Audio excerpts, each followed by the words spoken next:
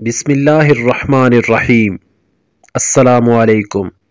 नाज़रीन गरामी, जब बंदा सख्त मुसीबत में गिरफ़्तार कर दिया जाता है तो पहले अपनी खलासी के लिए खुद अपनी ताकत और क़ुव्वत के साथ हरकत में आता है और इसका तदारक और इलाज ढूंढता है।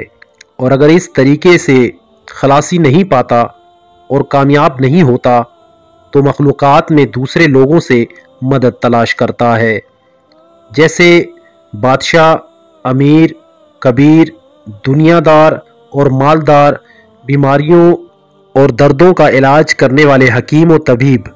फिर अगर इस कोशिश में भी इस बलाओ मुसीबत से खलासी नहीं पाता तो उसे परवरदिगार की तरफ आजिज़ी और मनाजात के ज़रिए रुजू करता है।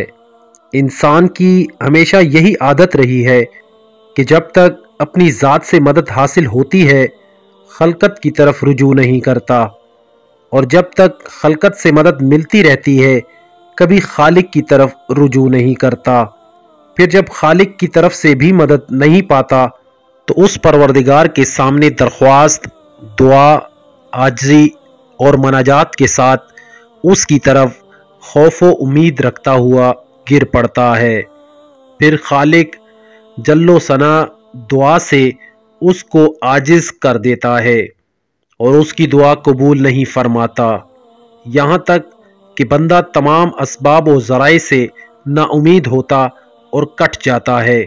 उस वक्त बंदे पर खुदा ताला की क़ज़ा और तकदीर और फरमान जारी होता है और खुदा ताला की तकदीर उसमें काम करती है और वो तमाम हरकत व असबाब से फ़ानी हो जाता है, सिर्फ रूहानियत बाकी रह जाती है और बंदे की अपनी कोई ख्वाहिश, कोई तलब और कोई हाजत वग़ैरह बाकी नहीं रहती।